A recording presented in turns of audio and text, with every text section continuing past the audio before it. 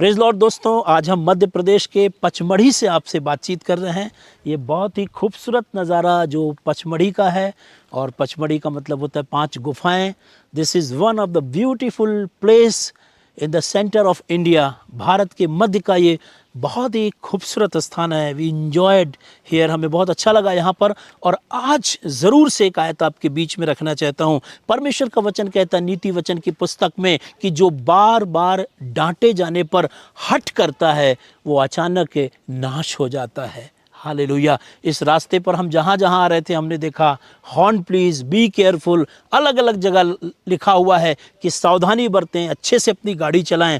पर बहुत सारी दुर्घटनाएं भी हमको दिखाई दी, क्योंकि लोग तमाम निर्दोषों के बाद, तमाम इंस्ट्रक्शन के बावजूद they are not following the rules of government, वो सरकार के द्वारा दी गई उन नियमों का पालन नहीं कर रहे हैं, इसलिए कई बार नुकसान उठाते। इसी तरह परमेश्वर का वचन भी कहता है जो बार बार डांटे जाने पर भी हट करता है वो एक दिन अचानक नाश हो जाएगा। हम सब वाकिफ हैं सैमसन की कहानी से, जो परमेश्वर का अभिषिक्त था, अपनी माता के गर्भ से नाज़ीर था, और हमने देखा किस तरीके से वो पलिश्तियों का नुकसान करता था। तब पलिश्ती लोगों ने प्लान किया इसको हम ट्रैप में फंसाएं, तो उन्होंने सबसे पहले दलीला को ट्रैप में फंसाया।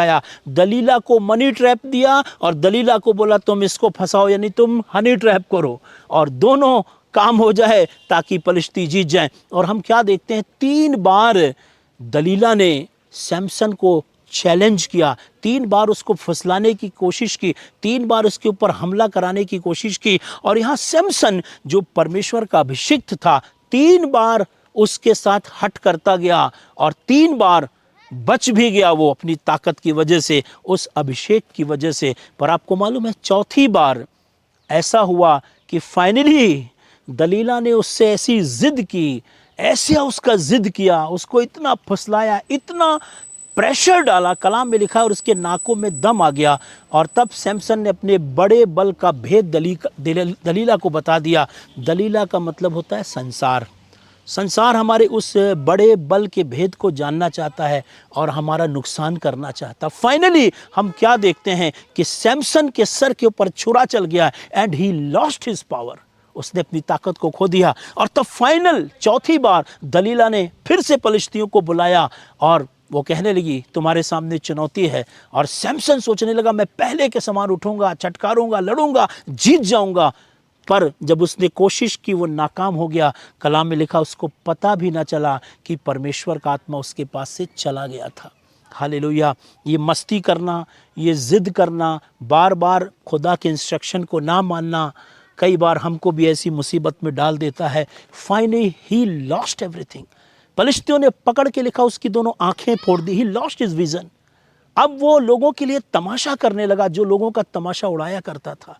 परमेश्वर अपने लोगों से डिमांड करता है कि आप अपनी पवित्रता को बनाए रखें, आप खुदा की हुजूरी में बने रहें, आप परमेश्वर की आत्मा को शोकित ना करें, अपने संबंध को उसके साथ मजबूत रखें, और अपने ईश्वर के बीच जो संबंध है उसके बीच में किसी पाप को ना आने दें, क्योंकि पाप की मजदूरी मृत्यु और परमेश्वर का वरदान प्रभु यीशु मसीह में अनंत जीवन है। दोस्तों, आज मैं आपको ये संदेश देना चाहता हूँ कि आइए हम और अपना संबंध परमेश्वर के साथ मजबूत बनाएं, मधुर बनाएं, उसकी हुजूरी में बने रहें और किसी प्रकार के लोभ लालच में ना पड़ें।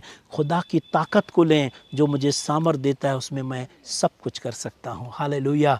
कहीं ऐसा तो नहीं हम खुदा के इंस्ट्रक्शंस को नज़रअंदाज कर रहे हैं, कहीं ऐसा तो नहीं हम उसकी बातों को इज्जत नहीं देते, कहीं ऐसा तो नहीं वो बार बार हमको समझाता है, हमको रोकता है, हमको बचाना चाहता है, लेकिन हम अपनी मस्ती में डूबे हुए हैं। हम परमेश्वर की आत्मा हमको मिल गई है, हम ताकतवर हैं, हम सोचते हैं कि हम तो हर बार जीत जाएंगे, लेकिन वचन में लिखा है परमेश्वर का आत्मा सर्वदा वाद विवाद करता ना रहेगा।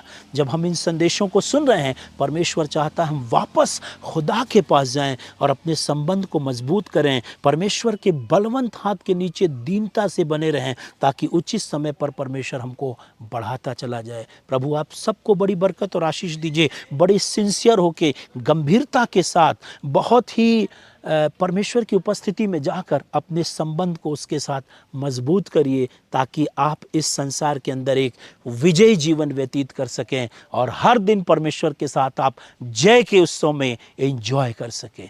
परमेश्वर आप सबको बहुत बरकत और आशीष दे।